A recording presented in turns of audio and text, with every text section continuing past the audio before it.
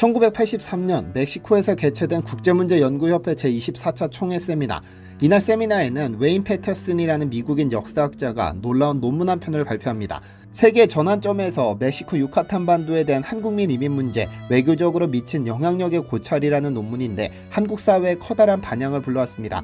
사실 한국을 전문적으로 연구하는 해외 연구자들은 존재하지만 한국인들의 이민을 하나의 학문으로 보고 연구한 학자는 많지 않은데 미국 명문 유펜에서 역사학 석사, 국제관계학 석박사학위를 취득한 그는 이를 중점적으로 연구했습니다.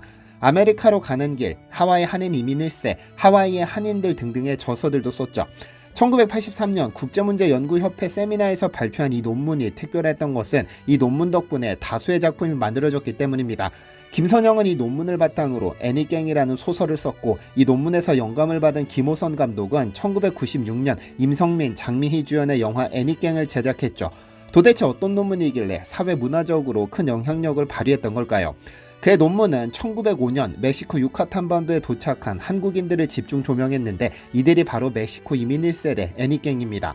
사실 애니깽이라는 것은 뜨거운 사막에서만 자라는 선인장 에네켄을 지칭하는 용어인데 우리는 용설란이라고도 부르지만 이때 멕시코로 건너온 한국인들을 부르는 이름이기도 합니다. 1800년대 유럽 강대국들이 전 세계 식민지를 구축하면서 해운업이 급격하게 발달했고 선박에 실린 물건을 고박하려면 질긴 밧줄이 필요했습니다.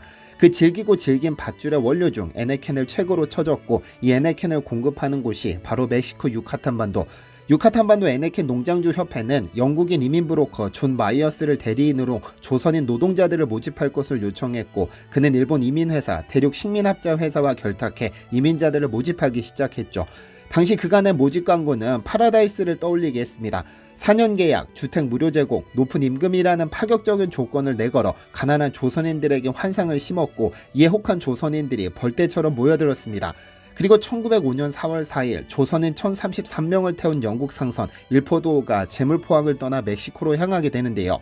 그런데 이민자들이 출항을 준비하던 당시 조선에는 그들이 노예로 팔려간다는 소문이 파다하게 퍼지기 시작했는데 이에 대한제국 외교부는 즉시 하와이 등으로의 대량 이민을 금지시켰습니다. 하지만 문제는 이미 멕시코로 떠난 이들이었습니다. 멕시코에는 이들을 보호해줄 한국 외교관이 없었으니까요. 누구에게도 보호받을 수 없는 상황에서 환상을 쫓아 멕시코로 떠난 이민자들은 짐승과도 못한 취급을 받으며 노예처럼 하루 20시간씩 노동에 시달려야 했습니다. 잠시라도 허리를 펼라치면 어김없이 채찍이 날아들었죠. 30년이 지나 몇몇은 우리나라로 돌아왔지만 그땐 이미 조선이 조국이 아니라 일본 땅으로 변해 있었습니다. 노예가 되었고 노예로 불렸던 우리 조선인들을 마음대로 취급하던 멕시코가 지금 완전히 달라졌습니다. 왜냐하면 지금 멕시코는 전 세계에서 공식 한류팬이 가장 많은 나라 2위에 올라 있으니까요. 전 세계 2위의 한류가 된 나라 멕시코, 오늘은 그 이야기를 해볼까 합니다. 안녕하세요, 디스멘터리입니다. 현재 디시멘터리 채널에서는 정해담 산삼바를 침향안을 최대 25만원 할인해드리는 행사가 진행 중이며 오늘 마감됩니다.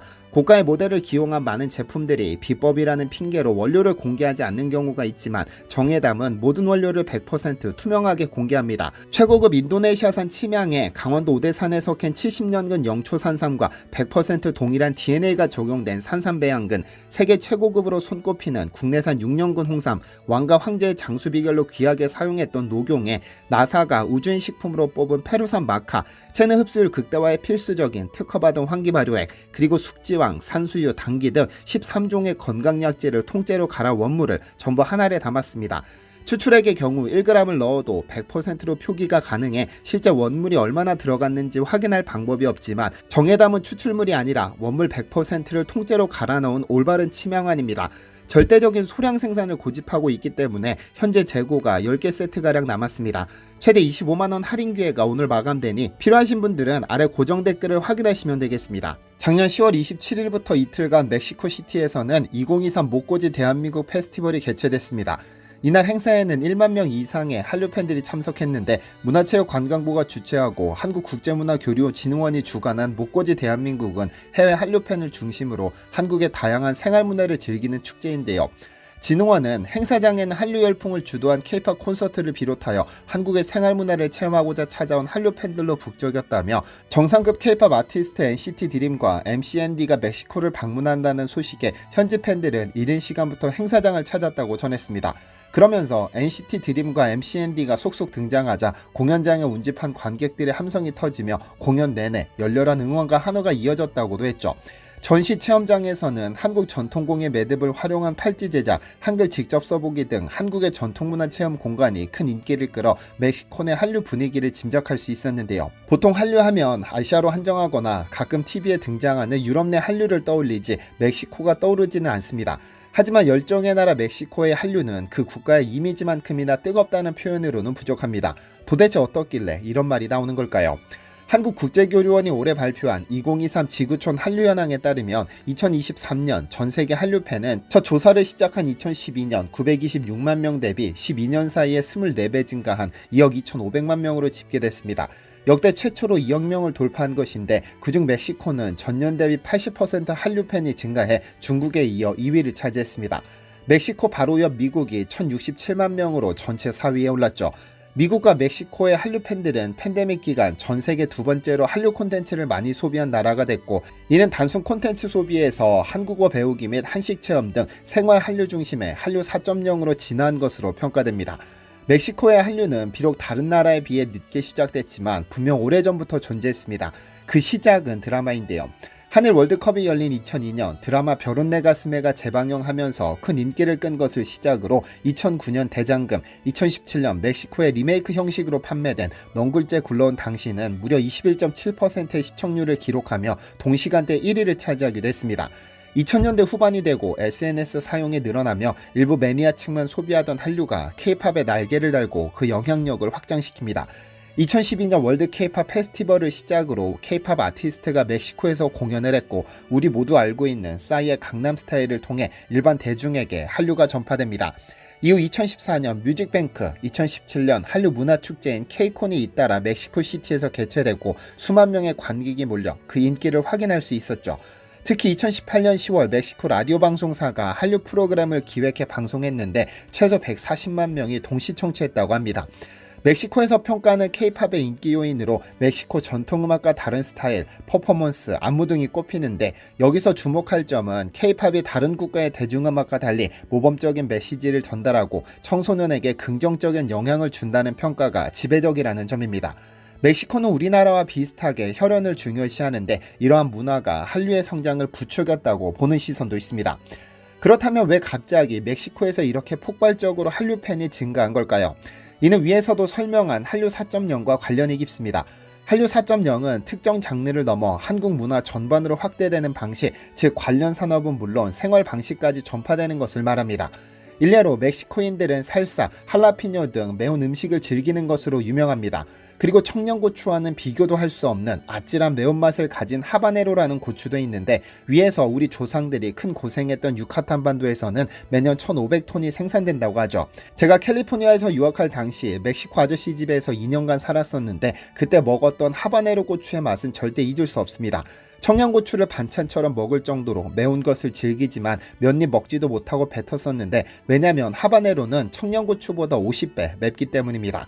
이렇듯 멕시코인들은 매운 음식을 즐기는 점이 한국인들과 닮아 한국식 매운 음식이 멕시코인들 사이에서는 큰 인기라고 하죠. 우리나라 라면의 경우 멕시코 MZ세대에게는 큰 인기를 끄는데, 다른 나라 음식에 비해 건강한 음식, 한국적인 매운맛이 그 비결이라고 합니다. 또한 매운 떡볶이를 다른 외국인들은 도전도 못하지만 멕시코에서는 굉장히 먹을만한 음식으로 평가받고 있기도 하죠. 멕시코는 인구의 20%가 채식주의자로 인도에 이은 세계 2위인데, 이 때문에 한국의 식물성 제품의 인기 역시 높습니다.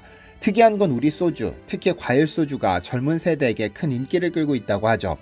음식 외에도 한국어 교육 역시 크게 늘었습니다. 좋아하는 가수의 노래 가사를 이해하고 드라마의 내용을 이해하기 위해 공부하는 것을 지나 자격증 취득, 한국 유학, 한국 기업에 취직하기 위해 한국어를 배우려는 사람들이 급증하고 있는 건데요. 한국어 교육 수요 증가로 멕시코에서는 개인 학원은 물론 문화원 외 10개 이상의 현지 대학교에서 한국어 수업이 진행되고 있습니다.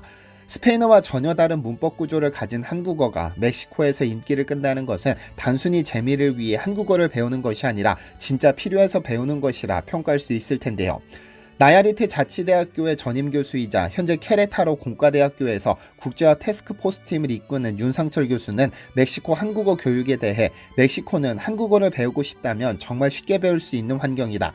한국어 공부에 관심이 있는 사람들이 많고 대학교 어학당부터 개인 과외, 동호회까지 전국적으로 한국어를 배울 수 있는 기회가 많다. 아무래도 한국어를 배울 만큼 한국에 관심 있는 사람들은 결국 우리 문화를 소비하고 우리 상품을 소비하는 사람들이기 때문에 매우 긍정적이라고 생각한다며 최근엔 단순히 한국에 대한 관심을 넘어서 한국 기업 취업을 타겟으로 한국어를 공부하려는 수요도 있다.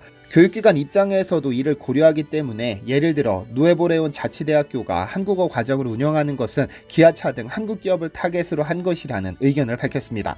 윤상철 교수의 이러한 의견은 절대 일부 극소수의 이야기가 아닙니다. 실제 사례가 있으니까요. 멕시코 누에보레온주 페스케리아가 바로 그 예죠. 수도 멕시코시티에서 북쪽으로 900km 거리에 위치한 이 도시는 기아자동차의 네 번째 국외 공장이 2016년부터 가동 중입니다. 협력 업체까지 포함하면 총 500만 제곱미터 규모로 여의도의 1.7배 크기의 연간 40만 대 차량을 생산합니다. 사실 멕시코는 전 세계에서 가장 큰 시장 미국과 국경을 접하고 있어 미국에 약을 팔려는 카르텔이 매일 영역 다툼을 하기 때문에 국경과 가까운 도시를 밤에 다니는 것은 고양이 앞에 생선을 내놓는 격입니다. 그중 한국인들이 많이 사는 것으로 알려진 아포다카라는 도시는 대낮에도 한국인들을 노리는 강도가 활개를 치죠. 그런데 페스케리아는 한국 덕분에 완전히 새로운 도시가 됐습니다. 불과 10년 전까지만 하더라도 너무 황량해 아무도 살지 않는 죽음의 도시였지만 2014년부터 이 지역을 활성화시키겠다는 정부 방침과 맞물려 산업붐이 일기 시작했고 한국 기업들이 진출하면서 페스케리아가 아닌 페스코리아로 불립니다.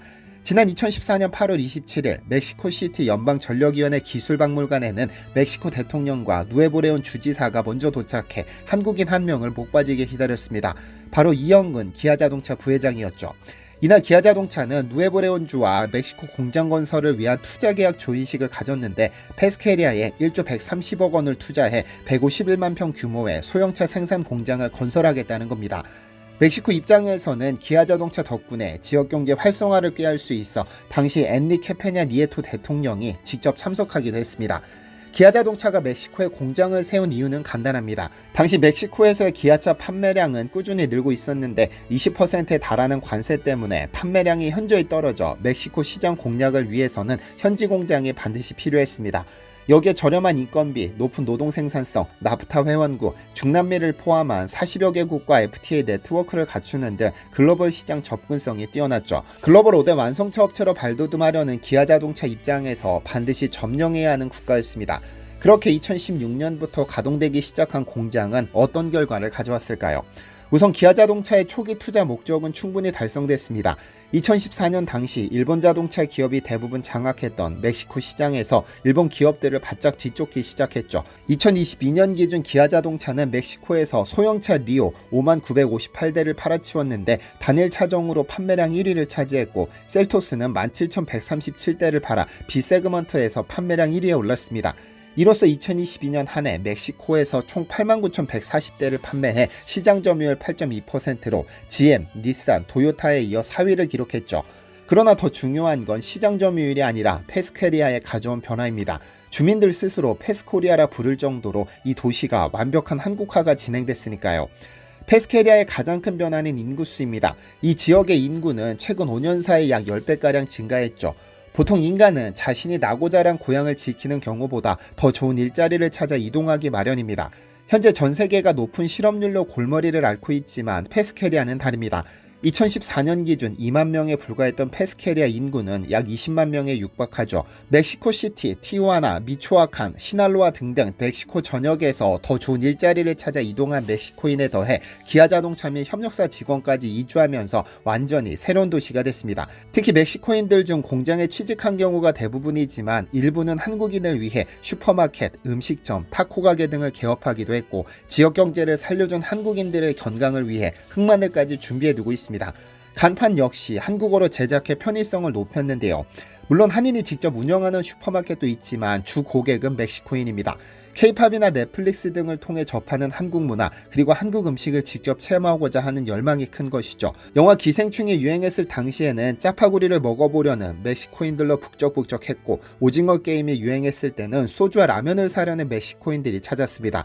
이렇듯 페스케리아에서 멕시칸들과 더불어 사는 한국인들은 스스로를 멕시코레아나라고 부르는데 덜 경쟁적이고 낙천적이며 가족애를 중요시하는 멕시칸들과 서로 존중하며 가족처럼 지내고 있는 것이죠.